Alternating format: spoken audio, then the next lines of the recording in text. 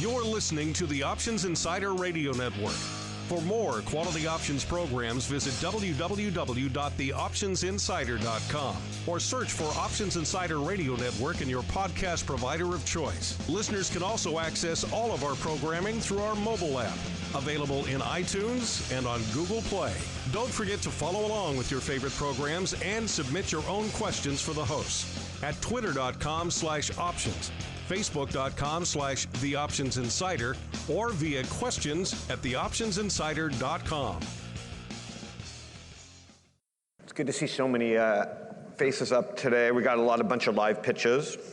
So Anton, give us a little background, where you're from, how old you are, and then I'll start digging into some questions. I was very young. At one point. Can everybody hear him back there? Okay.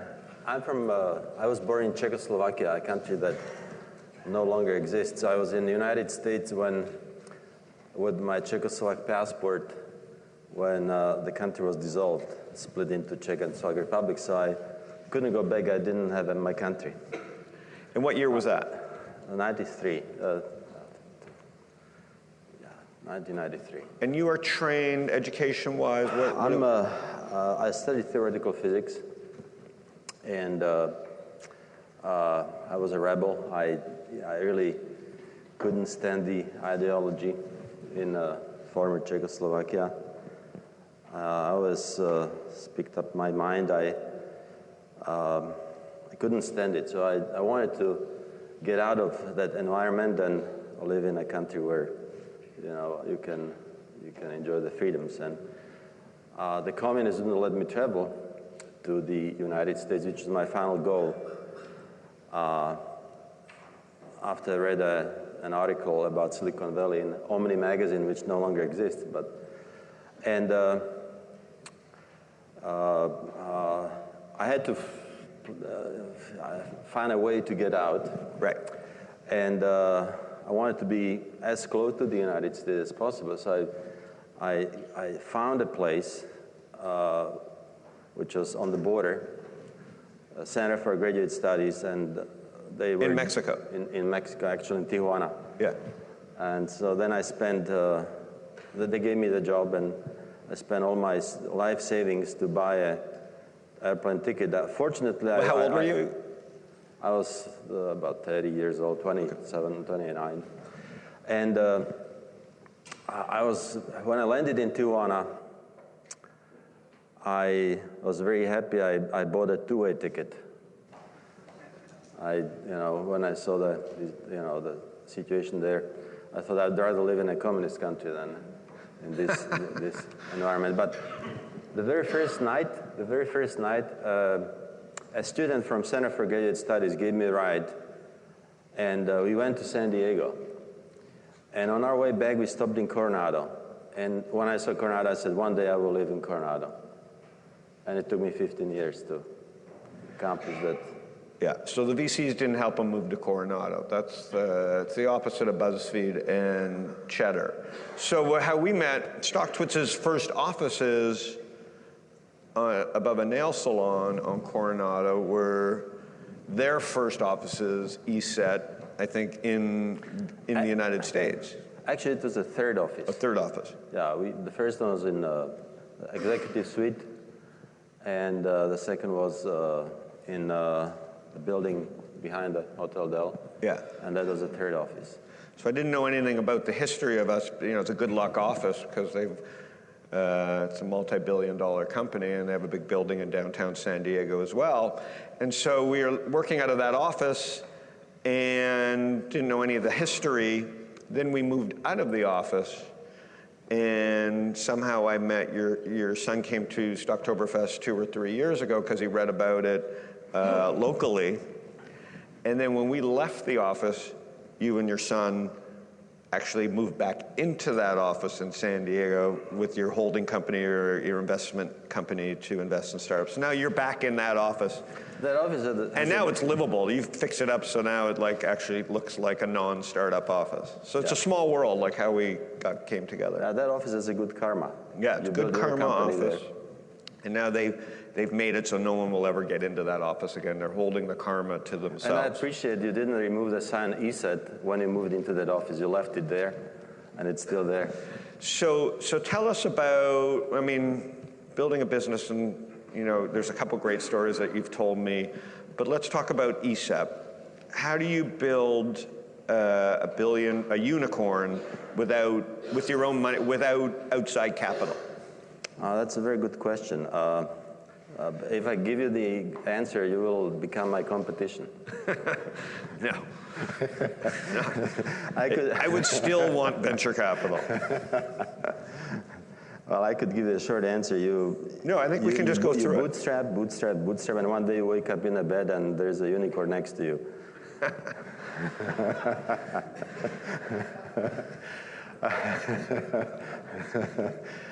We need a longer answer than that. Thanks for coming. Don't rub it in. Well, I don't think there's an answer that I can give you a generic answer. So, first of all, of course, you need to have a unique product. And ESET was very lucky to be able to build a product. And perhaps the reason why the product is and was so good is because we lived in an environment with very low internet bandwidth, very low CPU cycles on the computer. So, for example, when the first version of the product was built, the updates of the product were done via newspaper. We would publish a string of characters in a newspaper, and people would enter the characters into the computers and upgrade the product. And since this was very cumbersome, we began thinking, couldn't we build a product that doesn't need upgrades at all? And the answer was a technology which was many years ahead of the competition, which we called advanced heuristics. And this technology opened the door to companies such as Microsoft. I remember, I would attend conferences, and I would always study who is attending the conferences from the big players, and study the CVs. And one conference,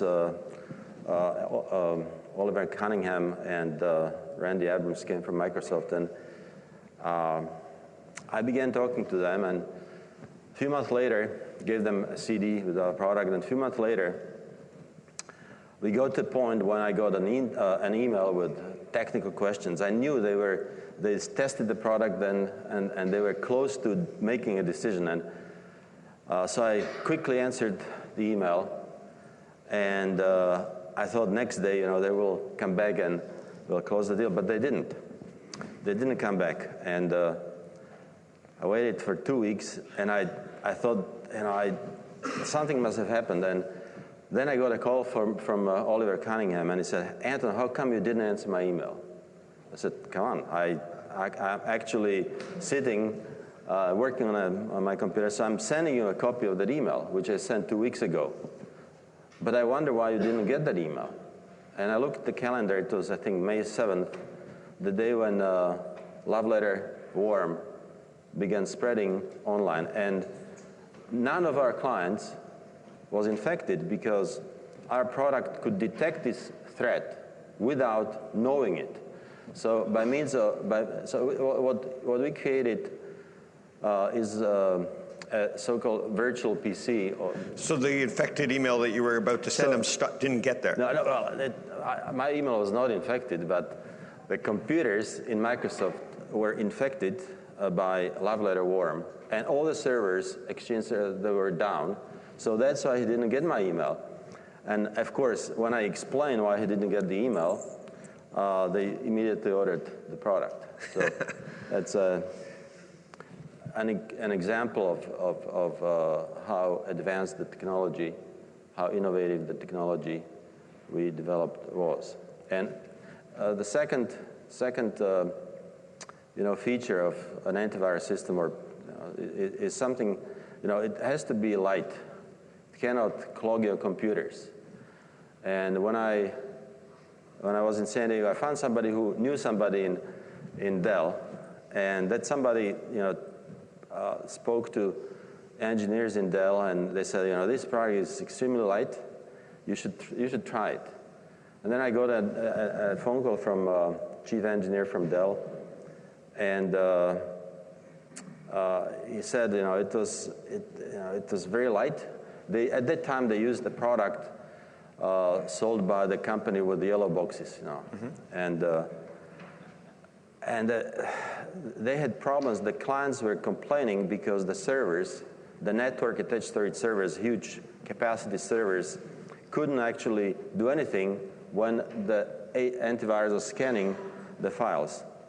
So, of course, one question they asked was, what is your quality assurance process?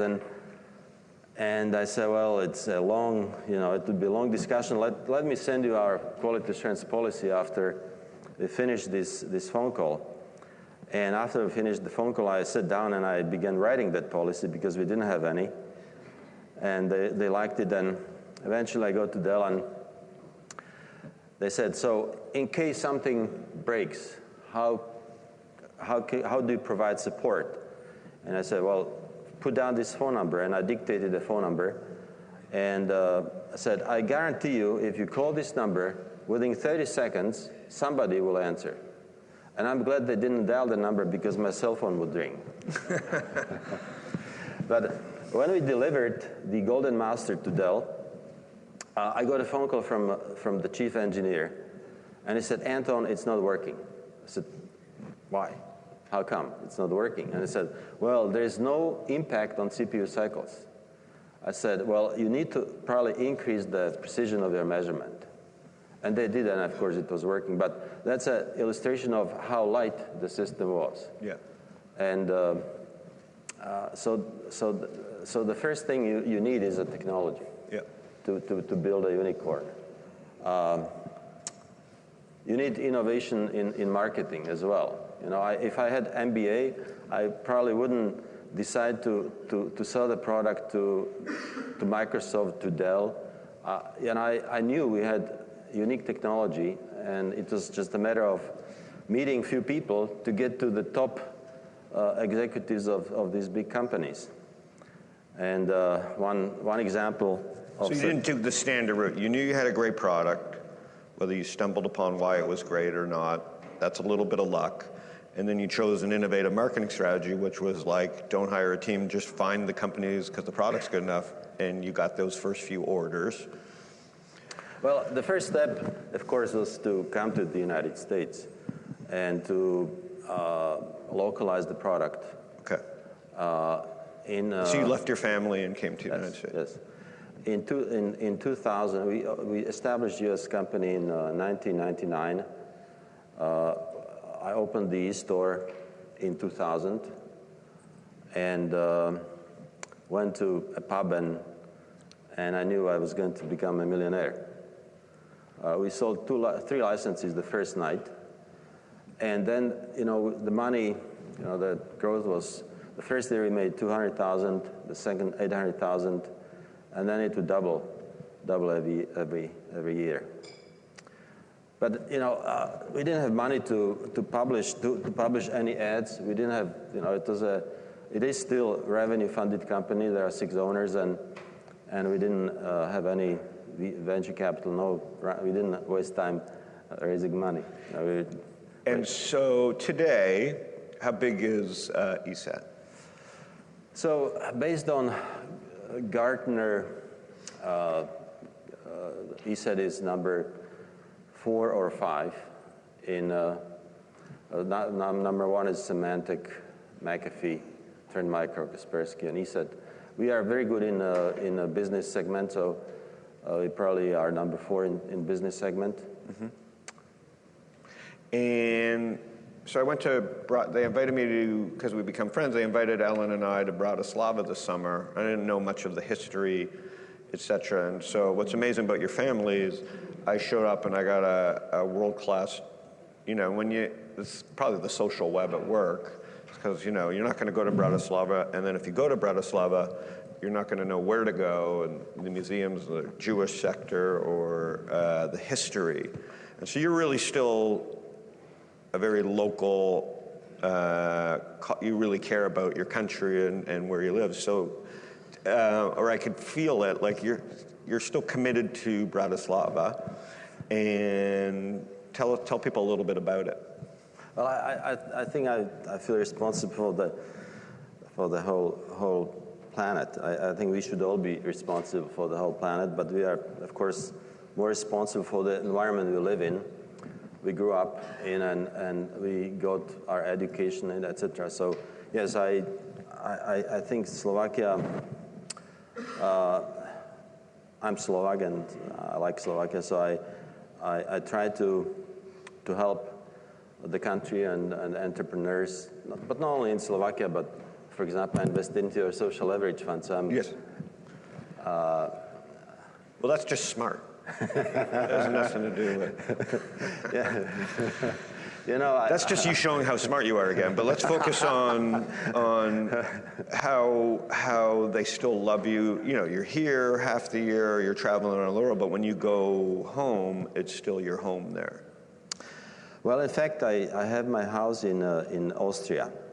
Bratislava is just 30 miles from Vienna.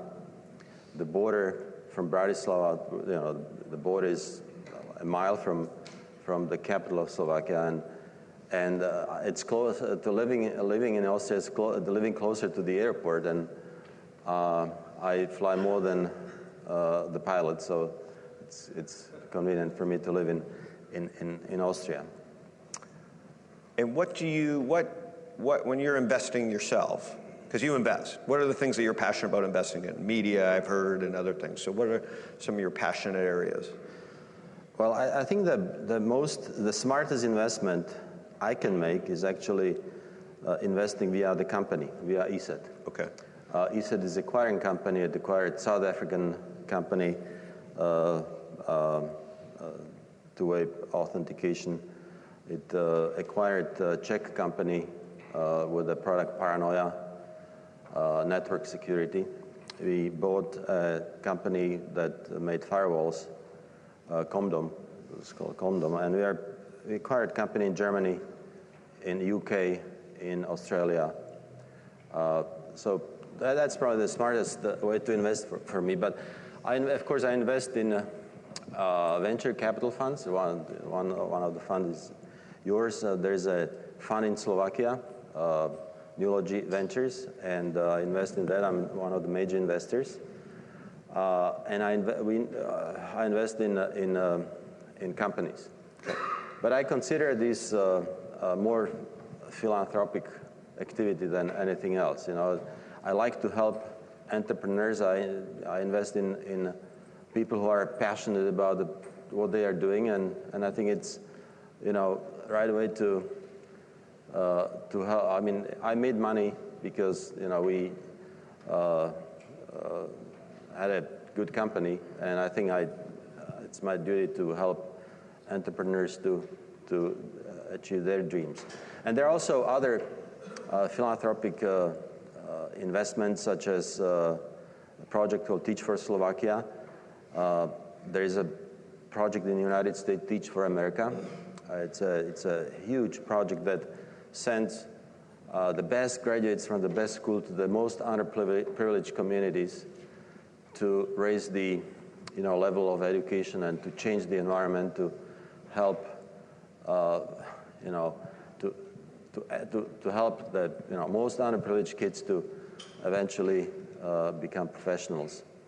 You know, in the post-communist countries, there is probably a higher level of corruption than in other countries, or at least corruption that is the most rudimentary or the most primitive corruption. Meaning someone just shows up at your house and takes everything?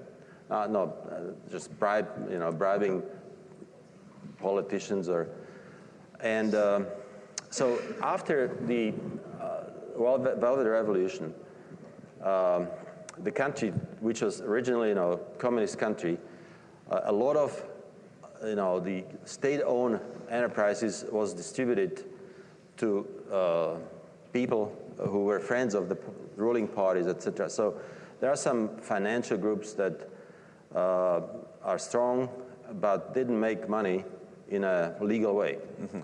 And then these groups began buying media in Slovakia. And one group of journalists, one guy came to me and he said, you know, we are being bought by this group, and we are not willing to work for them. We'd like to open, you know, and to start to make a daily newspaper. And I never saw this guy, but in 10 minutes I said, okay, I'm going to give you funding, and I will talk to my friends who will probably contribute as well. So we established, invested into a new daily in Slovakia, and it's breaking even after a year and a half of operations. So perhaps it will not be just a philanthropic project, but that's one of the responsibilities of all of us, to help build democracy. And this is not only applicable in Slovakia, this is applicable in the United States. Yeah. Just look at the presidential election process in the United States. It's incredible. Yeah, so you're seeing it play out here. I'm going to do a couple questions, but last question I have, it sounds like from what I heard yesterday with Cisco, you weren't here, is that they're coming into this space big time, this type of space. Would ESET ever sell? We got many offers already. For example, from Microsoft, we got offer from McAfee. They called probably 12 years ago. I was in my office in Bratislava. They said, could you please find this NDA that is coming out of your fax machine? And I said, I'm sorry, I can't sign it because I'm not a lawyer, and give me a call in 3 days. And they called in 3 days. Meanwhile, I went to consult the NDA with White & Case, which is a U.S. law firm. And the partner in the law firm was a friend of mine. And so he made 5 different comments and requests. And so they called, and when I said the request I had, the changes, they said, who's your legal counsel? And I said, it's a White & Case. And they said, it's our legal counsel as well. I said, yeah, but only in Japan. Anyhow, they eventually proposed an amount of $300,000 for a certain part of the technology. And I said, well, it's interesting how you evaluated this technology. How did you come up with that valuation? And I said, well, if we hire 3 programmers and they work for 12 months, they'll make the technology. I said, well, why don't you hire 10 and they'll make it in a few months? If you gave me $1 billion and asked me to build a Formula One winning car, I couldn't do it. And he said, this technology is a Formula One winning car. And of course, they never were able to do that in a way we did. And so that's the only... So the question, we are not thinking about selling the company, not a portion of the company. And so I'm going to open it up to a few questions. Yes? What amount impacted living in Czechoslovakia played a role in your success as an entrepreneur? So I was reading this article recently about the comparison of the VC market in the United States and Europe. And in the United States, you either go big or die. Each company is raising money to quickly gain a lot of clients, and because this is a huge market. In Europe, there are many different languages, and you don't need that much money to actually test the product, to find the market fit. So living in a small country allows you to build a product with less money and really fine-tune the product to the extent that you are sure that you have a good product. And then when you launch it, you can go big in the United States. there's a lot of smart programmers in Central Europe. There was a antivirus company in Slovakia. There were two companies in the Czech Republic, AVG and Alvil. There was another company in Hungary. There was an antivirus company, Virus Buster, bought by, Computer Associates, maybe. And another company in Romania, which was acquired by Microsoft. So it seems like there's a lot of talent in cybersecurity in that region. Next question. Just wanted to understand the point when you decided to come over here in the US and you started to sign a contract with Microsoft Dell.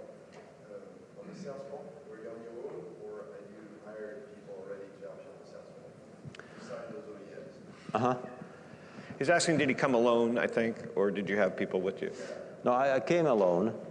Actually, I lived in San Diego for a couple of years. The first time I came to San Diego was in 1989. I worked at the University of San Diego, and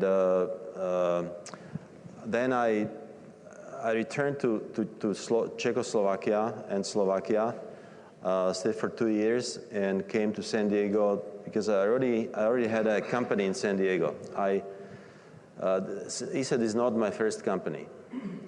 There was another company that I founded in San Diego and Slovakia, which was working on superconductivity, a computer code that would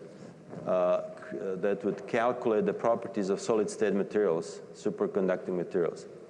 Anyhow, so I came alone.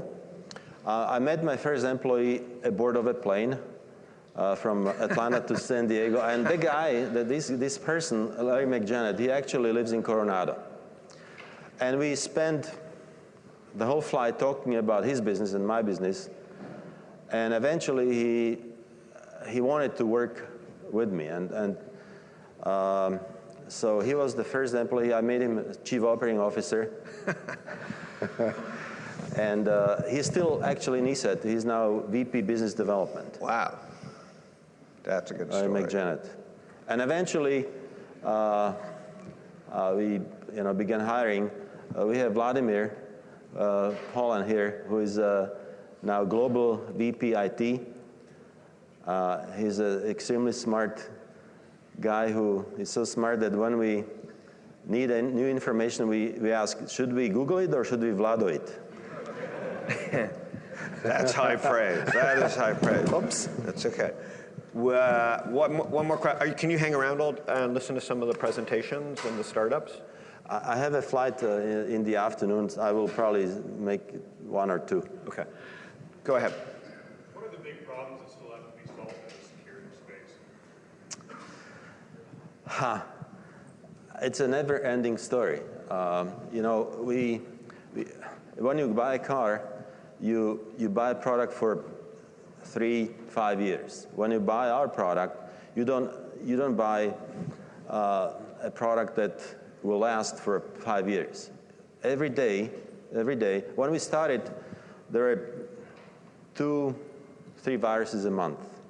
Today, we catch about 300,000 new unique samples a day. Wow. It's impossible. You would need millions of programmers and reverse engineers to analyze the samples. So you need to have machine learning, and you need to have very advanced methods of detecting new threats. And whereas 15 years ago, this was just the business. The viruses were created by young guys who wanted to prove the concept and become famous.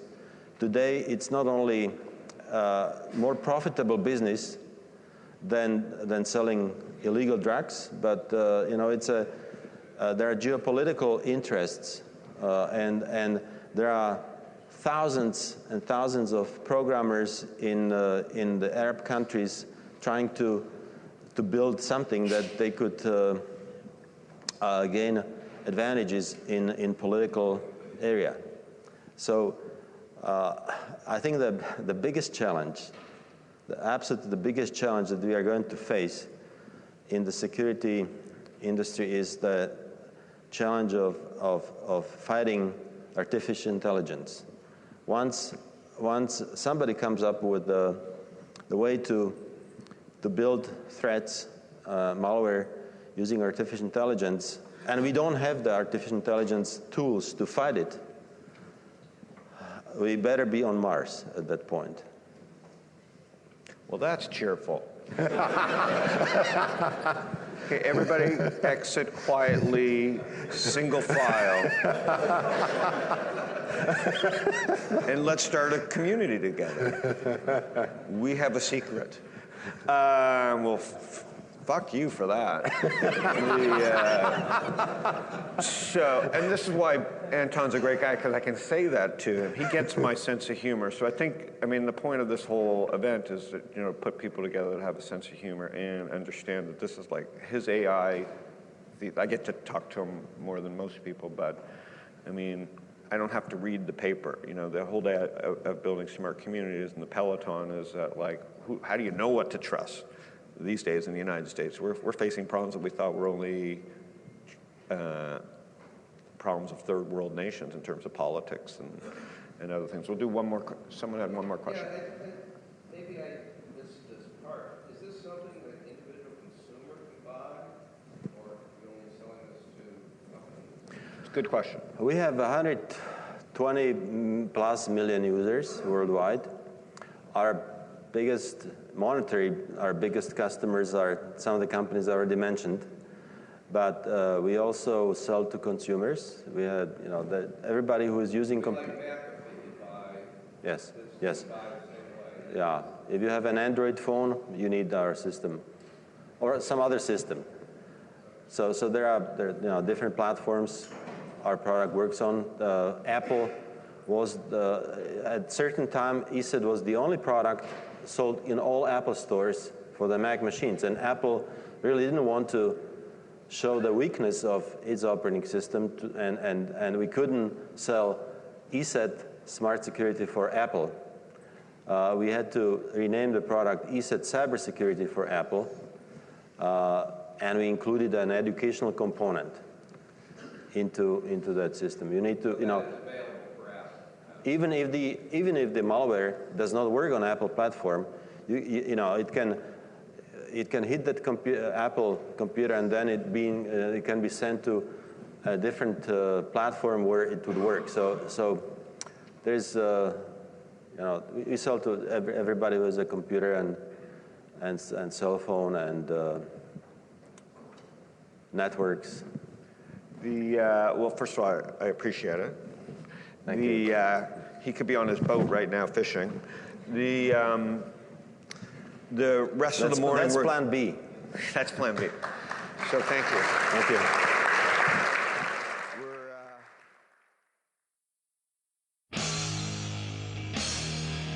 The preceding program was a production of the Options Insider Radio Network. For more quality options programs, visit www.theoptionsinsider.com or search for Options Insider Radio Network in your podcast provider of choice. Listeners can also access all of our programming through our mobile app, available in iTunes and on Google Play.